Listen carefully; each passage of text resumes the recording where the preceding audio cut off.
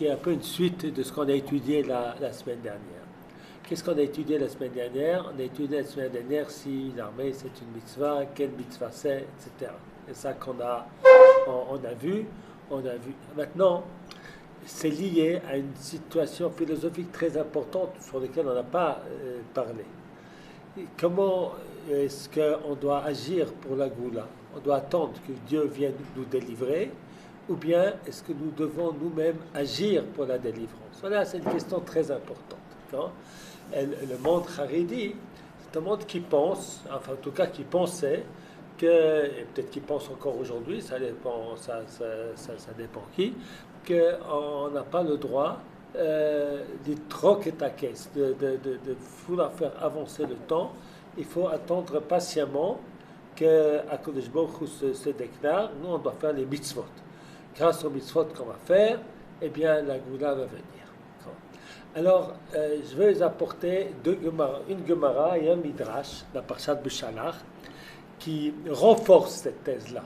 Ce n'est pas une thèse que quelqu'un a inventée de rien. C'est quelque chose qui a une base dans nos écrits. Non? Et puis, je vais vous apporter un enseignement du Rav Tzvi Hirsch Kalischer. C'est quelqu'un qui a vécu il y a très longtemps, il y a 200 ans, et puis qui a commencé à entrer dans les consciences que ce n'est pas cela la vérité du judaïsme. D'accord? Alors, on va se mesurer avec les textes. C'est un très gros livre. On ne va pas faire tout le livre. J'ai photocopié 2 pages, d'accord, de son enseignement. Donc, on va faire 3 choses. On va d'abord voir le midrash de la paracha de cette semaine, qui semble donner cette idée qu'il ne faut pas hâter le temps. Je crois qu'on peut fermer, c'est assez chaud. Il ne faut pas hâter le temps, premièrement. Deuxièmement, la Gemara de Mesechet Ktuvot, qui semble dire cela, ou qui dit cela, se mesurer avec cette Gemara, après avoir étudié un petit passage du Rav Tzvi Hirsch Kalischer. D'accord? Alors, vous avez ici les Mekorot. Voilà. Hein. Voilà. Comment tu m'appelles, Michael? Voilà, ça.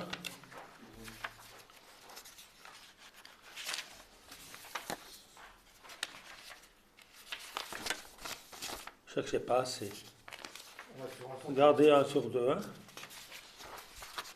Parce que j'ai besoin pour moi. Donc gardez 1 sur 2. 1 pour 2. Non, c'est pas ça. Qu'est-ce que vous avez donné comme feuille?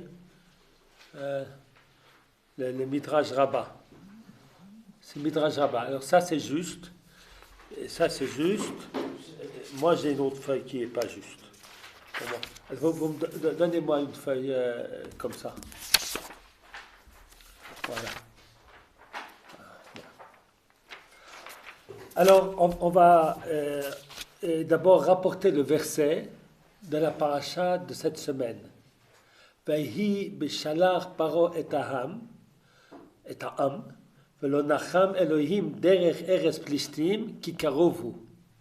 Kamar Elohim pen yinachem ha'am birotam milchama veshavu mitzrayma. Traduction, ce fut lorsque Pharaon a envoyé le peuple. Il ne les a pas conduits, Dieu ne les a pas conduits par le chemin des Philistins, car il est proche, car Dieu a dit Peninachem ha'am birotam milchama, de peur que le peuple change d'avis lorsqu'ils vont voir la guerre, le Shavu Mitzrayma, ils vont retourner en Égypte. Alors, qu'est-ce qui s'est passé ici? On était esclaves pendant tellement longtemps, on sort, quelle est la crainte? Qu'est-ce qui se passe? Alors, il y a beaucoup de midrashim qui sont très importants. Alors, je vous apporte ici un midrash dans lequel il y a 2 parties. La première partie explique l'expression Velo Nacham Elohim, il ne les a pas conduits, derech Eres Plishtim par le chemin des Philistins, et le midrash, il coupe le verset là où il ne faut pas. Velo Nacham Elohim derech Eretz. Dieu ne les a pas conduits, derech Eretz, comme on fait d'habitude. Alors regardez le midrash. Alors après on dit comment est-ce qu'on peut couper un verset. Alors en vérité, lorsqu'on va entrer dans l'âme du Midrash, on va voir que le Midrash, il n'a pas falsifié le verset. Il nous a découvert quelque chose qui est caché dans le pshat de ce verset. Regardez ce que dit le texte. V'lo nacham Elohim derech eretz. Shelo nahag imam que derech kol haaretz. Il ne s'est pas conduit avec eux comme on a l'habitude de se conduire. Her derech kol haaretz. Quelle est l'habitude de l'existence? Mishu connaît avadim, celui qui acquiert des esclaves, connaît otam et les achète. Il veut que ses serviteurs le servent. Ils vont le laver, ils vont l'enduire, ils vont lui faire ils vont l'habiller, ils vont le porter, le fanav, et ils vont éclairer devant lui. Ah voilà, Kodesh Baruch Hu la saked le Israël. Dieu a fait l'inverse. Et lui, Dieu, c'est lui qui nous a servi.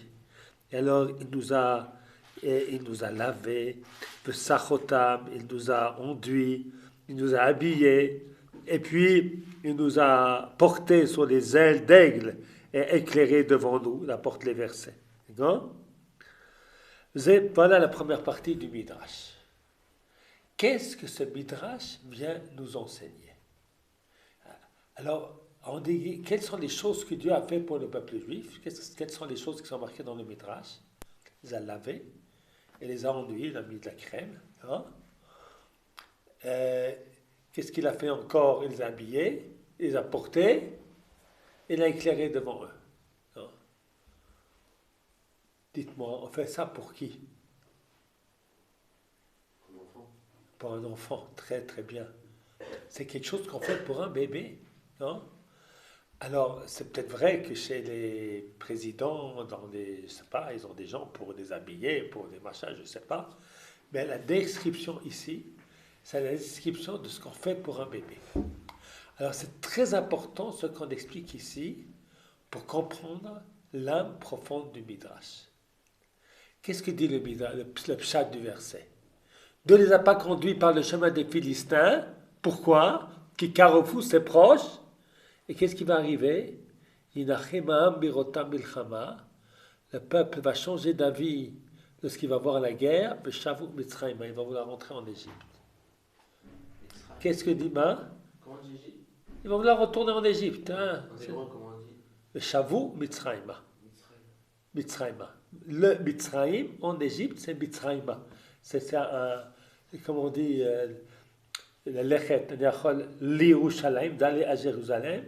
Et puis dans l'hébreu tanachique, on peut dire Yerushalma. C'est qu'est-ce que vous dites ici?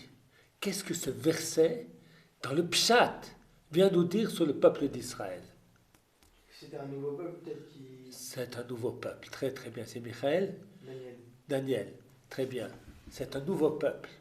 C'est un nouveau peuple. Ils ne savent pas encore se battre. Alors ils vont avoir peur, comme un bébé qui a peur. Dès qu'il y a quelque chose, oups, il s'en va. Hein? Alors maintenant, qu'est-ce que nous dit le Midrash quelque part? Le peuple d'Israël à la sortie d'Égypte, c'était comme un bébé.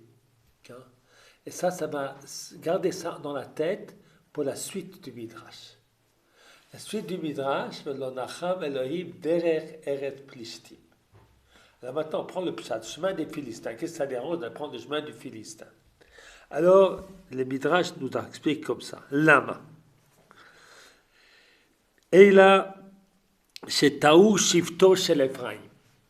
Que la tribu d'Ephraim, eux, ils se sont trompés. Veyatsum Mitzrayim atchelosh shalem aketz. Ils sont sortis d'Égypte avant que le temps de la délivrance ne soit arrivé. Venergu mehem shloshim ribo. Et 300 000 d'entre eux ont été tués. Velama nergu.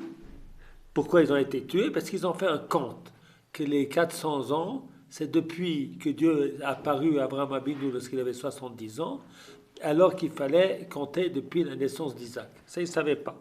Hein? Et alors on nous apporte un verset, qui était prêt à ce que ses enfants se sacrifient leur vie, c'est Ephraim. Il en apporte un verset de Tehillim. Okay? ובני אפרים שוטלח והרגום עד שגת. והיו עצמותיהם שטוחים בדרך. Alors il y a beaucoup qui sont morts. Et par le chemin des Philistins, il y avait leurs ossements qui s'étaient éparpillés dans le chemin. 300 000 personnes, c'est énorme. חומרים, חומרים. שכבר היה להם 30 שנה שיצאו, שלא יצאו אחריהם ממצרים. Ils sont sortis 30 ans avant leurs frères d'Égypte. אמר הקדוש ברוך הוא, Dieu a dit, בירו ישראל עצמות בני אפרים שטוחים בדרך. Les enfants d'Israël vont voir les ossements d'Éphraïm qui sont éparpillés sur le chemin. Yarzurou le Mitzrayim, ils vont rentrer en Égypte. Dis-moi, c'est terrible. Regardez ce qui leur est arrivé lorsqu'ils ont voulu faire la conquête d'Israël. Voilà, vous avez compris? Vous avez compris? Eh bien, le Midrash, je crois que vous n'avez pas compris. Il continue le Midrash. Moi, j'ai très bien compris. Vous aussi. Hein? Pourquoi il les a fait le détour? Parce que il ne voulait pas qu'ils voient ce qui est arrivé aux enfants d'Éphraïm. Et ils se disent, ouais, ça leur arrivé ça va nous arriver à nous la même chose. D'accord? Alors, les Midrash continuent. Le Mahadavar Domé. À quoi peut-on comparer la chose? Le Meler Shenasa Isha ou Bikesh Delech Lemdinator. Un roi qui a marié une femme et qui a voulu rentrer dans son pays. Au Shivoba Parion.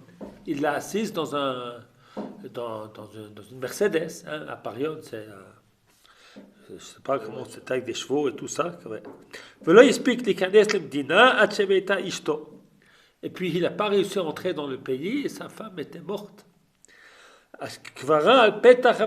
Il l'a enterré à l'entrée du pays. Après il a marié sa sœur. Amar Amelech, le roi a dit, eh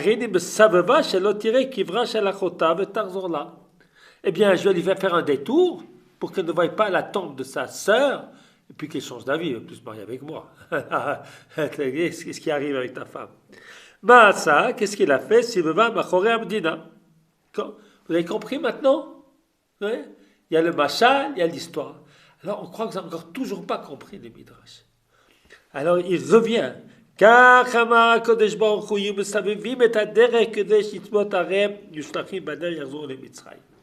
Pour qu'ils ne voient pas les ossements de leurs frères. Qu'est-ce qu'a fait Dieu? Natal damam shel bnei Ephraim vetaval bokelav. Il a pris le sang des enfants d'Ephraim et puis il a pris ses armes et les a trempées dans le sang d'Ephraim et puis il a dit Eini mitnachem. Moi, je ne me suis pas consolé tant que je n'aurais pas mangé leur sang. Alors, ce midrash fait partie de nombreux midrashim qui expliquent qu'il ne faut pas sortir avant le temps. Hein. Maintenant, nous, on va essayer d'expliquer ce midrash un peu autrement, en réfléchissant pourquoi on a donné un machal après que tout était compris. Mais avant ça, on va faire encore une autre Gemara qui se trouve dans Ktuvot. Alors, cette Gemara qui est beaucoup utilisée par ceux qui se sont opposés au retour, au sionisme, au retour des Juifs en Israël, en disant il faut attendre que le temps soit arrivé. Alors la Gemara nous dit d'abord qu'il faut habiter en Israël et pas habiter en Chutz Laaretz. Que tout celui qui habite en Israël c'est comme s'il y a un Dieu, celui qui habite en Chutz Laaretz c'est comme s'il est idolâtre. C'est Ktuvot, Kuf Yud Amud Bet en bas, et puis ensuite Kuf Yud Aleph en haut, Amud Aleph en haut. Après nous avoir dit tout ça, c'est un amoud tout plein sur l'importance d'Eretz Israël. Tout d'un coup, la Gemara, il y a un changement. On nous raconte de Rabbi Zera qu'il y avait un mec qui s'appelle Rav Yehuda. Et Rabbi Zera, qu'est-ce qu'il voulait faire? Il voulait monter en Israël, il était en Babylonie. Mais son maître était contre. Alors, comme à l'époque, on respectait les rabbinim, mais qu'on était quand même des gens libres qui enlevaient leur tête, pas soumis aux rabbinim idiotement. Alors, comment faire? Je disais à Rabbi Zera, je veux monter, c'est contre la vie de mon maître, mais je le respecte. Comment je fais? Eh bien, je ne veux pas le voir. Je vais l'éviter. Je ne veux pas risquer qu'il vienne me dire ne va pas et je vais le contredire. Alors, j'ai ma tête. Hein? Je ne suis pas... c'est pas un idiot qui dit les rabbinim ils ont dit et je fais. Non, non. On a notre tête, on a notre conscience. D'accord? Mais je respecte mon Rav. Alors il ne faut pas que je le voie comme ça, il ne me dit pas directement. Voilà. Hein? Il évitait Rav Yehuda parce que Rav Yehuda avait dit Kol haoleh mi Babel Eretz Yisraël ober be'aseh. Je crois qu'on a peut-être fait cette Gemara une fois, je ne sais pas. Tout celui qui quitte Babel pour Eretz Yisraël transgresse un mouvement positif. Chez Neymar, comme il est dit, Babel ayuva ou veshamayu adiyom pokdiotam. Alors Rabbi Zera, il dit non, ce verset, tu n'as rien compris. Rabbi Yehuda, ce verset, il parle des ustensiles de Beth Amikdash. Alors Rabbi Zera, Rabbi Yehuda apporte un autre verset. Cet autre verset, qu'est-ce qu'il nous dit? Je vous ai adjuré les filles de Jérusalem. C'est qui les filles de Jérusalem? C'est nous, c'est le peuple juif. Par les gazelles des champs. De ne pas éveiller l'amour avant qu'il s'éveille de lui-même. De là, il ne faut pas monter en Israël. Monter en Israël, c'est l'amour. Il ne faut pas éveiller l'amour, il faut attendre que ça vienne. Et Rabbi Zera, il dit, c'est vrai que ce verset existe. Ce verset, il existe pour conquérir Eretz Israël de l'extérieur. Mais l'individu, il doit monter. C'est-à-dire. Alors, ensuite, la Gemara dit, ce verset marqué plusieurs fois, et finalement, même Rabbi Zera, qui monte en Israël, est d'accord qu'il ne faut pas se révolter contre les peuples, qu'il ne faut pas monter en masse pour conquérir le pays, qu'il ne faut pas non plus trop presser le temps. Alors, je ne sais pas si j'avais fait avec vous, j'ai fait avec vous cette Gemara une fois, cette Gemara qu'il faudrait allonger plus. Maintenant, je la rapporte uniquement pour montrer que vous avez ici une source qu'il ne faut pas précipiter le temps.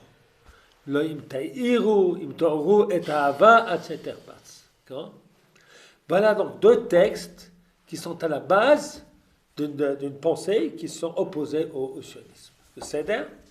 Et maintenant, on va voir le texte du Rav Tzvi Hirsch Kalisha, qui a eu un rôle extrêmement important pour lutter contre cette vision des choses. D'accord?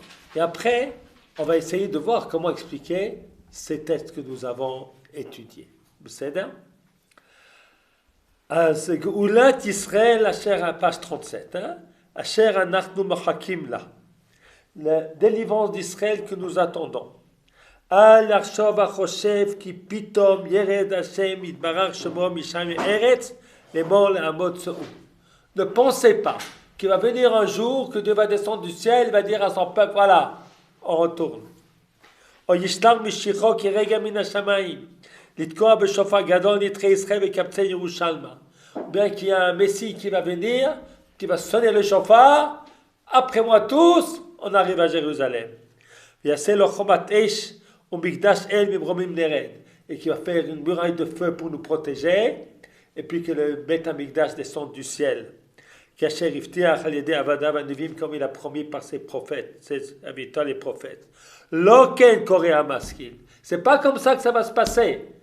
Écrivait-il il y a 200 ans. On sait qu'il a vécu exactement, le Rabbi Israël Kalisha. Eh bien, il est né en 1795 et il est mort en 1874. Donc c'est encore, c'est vraiment l'éveil de l'éveil ce qu'il a fait là.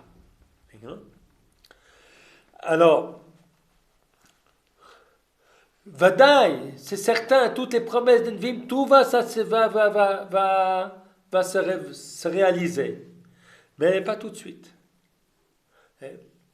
Et là, je vais vous montrer un texte du Zohar. Alors, il apporte un texte du Zohar qui apporte un verset.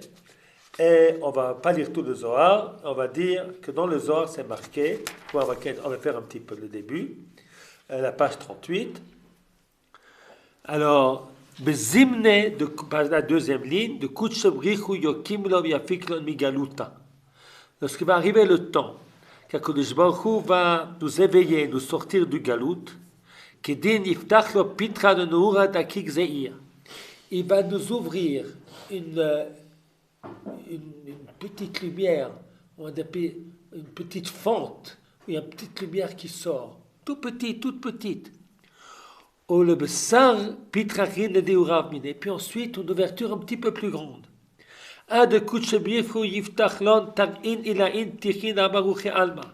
Jusqu'à ce qu'il va nous ouvrir, énormément. Mais d'abord, de toute petite lumière, c'est comme ça que ça va être. Machal le Barnache, de Itahev Bechashucha, un homme qui est dans les ténèbres. On ne va pas lui mettre la grande lumière tout de suite. Un petit peu de lumière, jusqu'à ce que la lumière va pouvoir être grande. Ainsi c'est Israël, comme il est dit, verset dans Mishpatim. Avant Israël, Nouratilhon Zeir Zeir, Adiyit Katfun. Eh bien, ça c'est le mot très très important qu'il va expliquer tout à l'heure. Adiyit Katfun, jusqu'à ce qu'ils vont faire des actions et qu'Akadosh Baruch Hu va nous éclairer. Voilà. Alors, bon, on continue, on saute. Adkan le chant d'Azor, b'divrechen ve'emet. Voilà, je vous ai cité le Zohar. Alors il nous dit, Milvad, Shaodianu Atana Elohi, Shagula Lokenag Shotev Yegia Eleinu. Et Tana nous a enseigné que la délivrance, elle ne vient pas d'un coup. C'est petit à petit. Et le Rag Bekol de Mamadaka. Vous savez, ça a pris très très long. Les Juifs ont commencé vers 1800 à retourner en Israël, tac. Il y avait, vous savez que en les années 1500, 1600, 1700, il y avait 5000 Juifs en tout Eretz Israël. Donc il y avait en tout Eretz Israël, Tzfat, Yerushalayim, tout, moins de Juifs que ce qu'il y a aujourd'hui à Kochav Yaakov. Ça c'était la situation d'Israël.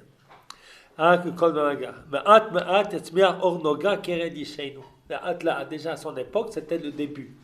Il y avait Af Gamzot Yair Eneinu Bomro Deitkatfun. Et encore une chose très importante, nous dit le Zohar. Il faut que l'on fasse, nous, les actions. Une fois que nous, on va agir, Dieu va nous éclairer. Le rot là, nous, pour nous enseigner.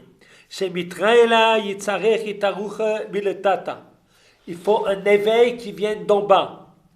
La mila dit katfun, milachon dit pael. La mila dit katfun, qui est marqué dans le Zohar, c'est un acte que les hommes font eux-mêmes. Que de nous-mêmes, nous faisons des actions avec toute notre force. Alors il va nous éclairer. Comme ça il nous dit. Alors donc ici, un texte extrêmement important. Alors il a apporté énormément de preuves, un gros livre, pour apporter toutes les Gemarot, Midrash, le Zohar. C'est un grand Mekubal, il connaissait très bien le Zohar, qui nous explique que la Geoula, qui est la notre Geoula, elle se fait avec l'acte des hommes. Alors maintenant, on va revenir au Midrash et à la Gemara. Qu'est-ce que nous avait dit le Midrash au tout début? Les enfants d'Israël à cette époque, ils étaient comment? Comme un bébé. Un bébé, on fait tout pour lui. Quand on reste bébé pendant 4000 ans? Non. Être un bébé qu'on fait tout pour nous, c'est une situation dramatique. Ça veut dire que tu n'existes pas vraiment. Donc, le Midrash vient nous expliquer que ce qui s'est passé à la sortie d'Égypte, que Dieu a envoyé Moshe Rabbeinu et puis nous a fait sortir, il a fait tous les miracles, sans que le peuple fasse grand-chose, c'est parce qu'on était des bébés. Voilà. Donc, ce n'est pas l'idéal que comme ça doit se passer. Alors, c'est pour ça que ce Midrash est très très important, pour nous expliquer que Dieu nous sort d'Égypte en faisant de grands miracles, ça c'est pas l'idéal. Deuxième Midrash. Qu'est-ce qu'on dit du deuxième Midrash qu'on a vu? Eh bien, on a dit des enfants d'Éphraïm qui sont sortis avant le temps. Le temps n'était encore pas arrivé. Ils sont sortis, ils se sont fait massacrer. Alors on a compris. Pour ça, on ne veut pas faire partie des enfants d'Israël qui voient leurs ossements. Alors le Midrash, il continue, il nous dit le Ma'adavar Domé. À quoi peut-on comparer la chose? On compare à quoi? Un roi qui s'est marié avec une femme. Hein? Et puis elle est morte. Et puis ensuite, il en a pris une deuxième. D'accord. Maintenant, dans le... Ça c'est le machal. Ça c'est le... Comment on dit le machal en français? Exemple. C'est la parabole. Alors, dans cette parabole, eh bien, la première femme, c'est qui? Ephraim, Les enfants d'Éphraïm. Et la deuxième femme, c'est qui?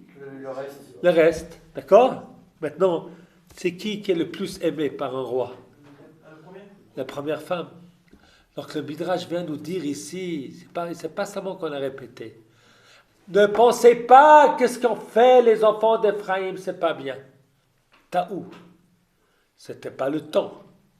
Mais cette volonté de vouloir monter, d'agir, ça c'est bien. Ça c'est la première femme. Hein? Et Dieu dit, voilà. Je ne veux pas qu'ils voient ce qui arrive avec la première femme, parce qu'ils vont penser que ce qu'elle a fait, c'était pas bien. Mais en vérité, c'était bien. Hein? C'est pas parce que ça ne marche pas que c'est pas bien. Hein? Ça ne marche pas parce que le temps n'est pas arrivé. Taour, on ne nous dit pas khatou, on ne dit pas qu'ils ont fauté. Oui. Mais dans ce cas-là, si c'était bien, pourquoi il n'avait pas fait juste pas laisser par cet endroit et il aurait pu balayer les ossements ou cacher ça, quoi. Oui. Eh bien, le Midrash vient nous enseigner ici, pas pourquoi, je ne pense pas qu'on voyait les ossements. Vous savez que le Midrash, on ne le comprend pas comme une vérité historique. Voilà. C'est un enseignement qu'on veut nous donner. On veut nous donner un enseignement, sachez que ce qu'ont fait les Bnei Ephraïm, c'est comme la première femme. C'est très beau. Maintenant, ils sont quand même morts. À quoi ça servait? Eh bien, là-dessus vient la troisième partie du Midrash. Qu'est-ce que dit la troisième partie du Midrash? Velo nacham Elohim, Dieu ne s'est pas consolé. Il a dit, je ne consolerai pas tant que je n'aurai pas vengé le sang des enfants d'Éphraïm. Alors il trempe ses armes dans le sang des enfants d'Éphraïm pour sauver les enfants d'Israël. Qu'est-ce que ça veut nous dire? Ça veut nous dire que les frères qui sont sortis après, ils sont sortis au mérite de qui? Les enfants d'Éphraïm. Donc vous savez, dans l'histoire du retour du peuple juif en Israël aujourd'hui, c'est facile. On prend un avion et là, la France, Turkish Airlines, on monte dedans, on arrive en Israël, on a les vaccins qu'il faut, les services, machin, on a tout. Au début, c'était pas comme ça. Au début, il y avait des marécages. Il n'y avait pas ou le désert ou des marécages. Et ceux qui ont commencé à cultiver la terre, eh bien, ils sont morts en grand nombre, de malaria, de toutes sortes de maladies. C'est parce qu'ils ont asséché et que l'endroit, c'est devenu des endroits magnifiques tels que nous les connaissons aujourd'hui. Alors on pouvait se dire, mais ces premiers qui arrivent, ils font mal. S'ils n'avaient pas fait, on ne serait pas là aujourd'hui. Hein? On ne serait pas là aujourd'hui.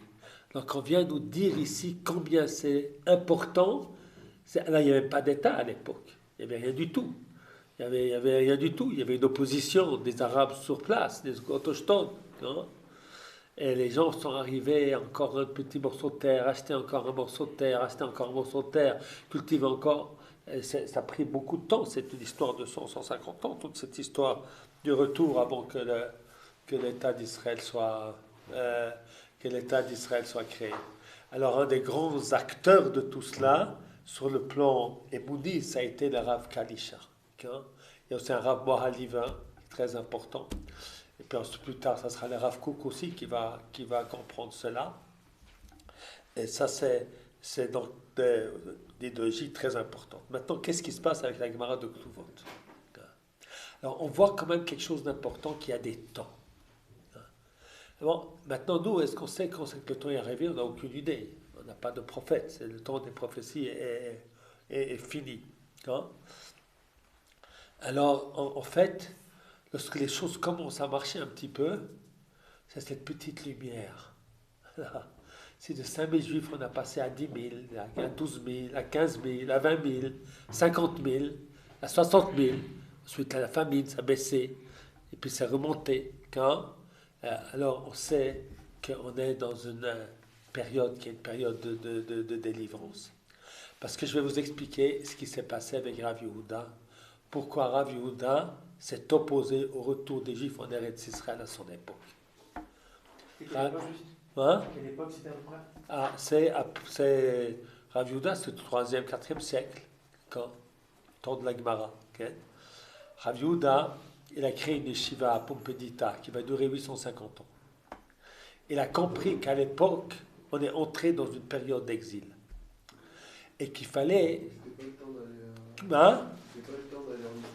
C'était peut-être pas, en tout cas, que le temps d'aller en Israël, ça va détruire ce qu'on essaie de construire. Parce qu'est-ce qu'il a essayé de construire? Il faut sauver le judaïsme. Un peuple, il est un peuple grâce à sa terre. Hein? Voilà.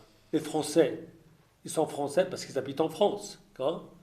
Comment peut-on rester israélien lorsqu'un habite ici, l'autre habite là? Pas chaud.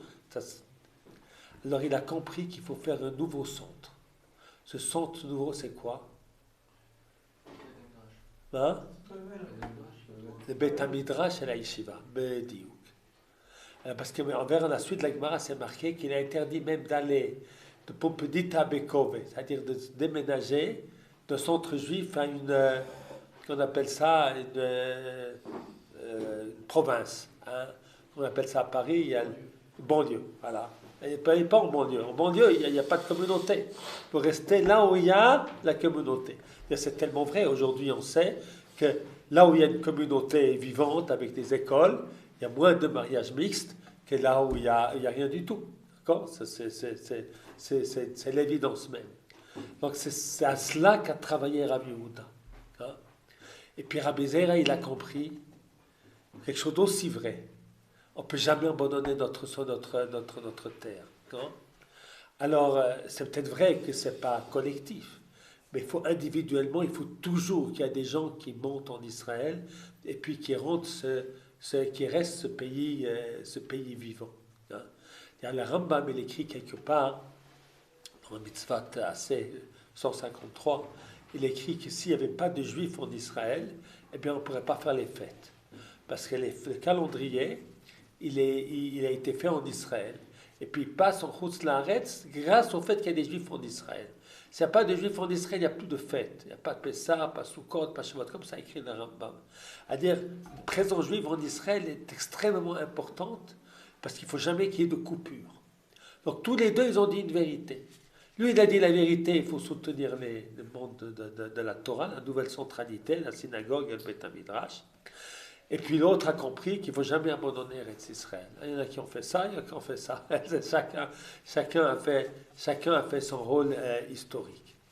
Sur le plan de la halakha, cette Gemara n'a pas été tranchée par les poskim de la halakha. La Ramban, je crois qu'on a fait le Ramban sur la mitzvah d'habiter en Israël. Oui. Alors le Ramban, il écrit de manière efficace tout le temps, on a la mitzvah d'habiter et puis de prendre possession d'Eretz Israël. Donc cette Gemara n'est pas une halakha, mais elle était une indication sur un temps qui était le temps de Rav Yehuda et de Rabbi Zera, que ça c'était le temps de renforcer les Bate Knesset et les Bate Midrashot. Voilà. Ça c'est le sens de cette Gemara. Et mon père il écrit aussi, c'est que quelque part il écrit, c'est qu'il faut sentir le temps. Et puis un des temps, c'est lorsque s'éveille au sein du peuple juif le désir de retourner en Israël. Eh bien, ce fait même que ce désir renaît, c'est déjà un signe que le temps est arrivé. Et c'est ainsi que ça respecte ce qui est marqué dans le Zohar, ce Zohar magnifique qu'a cité le Rav Kalisha, que c'est par des petites actions, petites lumières que les gens y font, et bien voilà, encore un petit peu, jusqu'à ce que ça sera une très grande lumière. Non? D'ailleurs, c'est vrai pour tout, c'est vrai pour Eretz Israël, c'est vrai pour toutes les mitzvot, c'est vrai pour l'imoud à Torah, que si on veut que beaucoup de juifs font la Torah, alors on enseigne à une personne, ah, encore une, hein? Et puis, Bezrat Hashem, finalement, la petite lumière va devenir une très grande lumière. Amen. Voilà. Alors, kol hakavod, rabotai.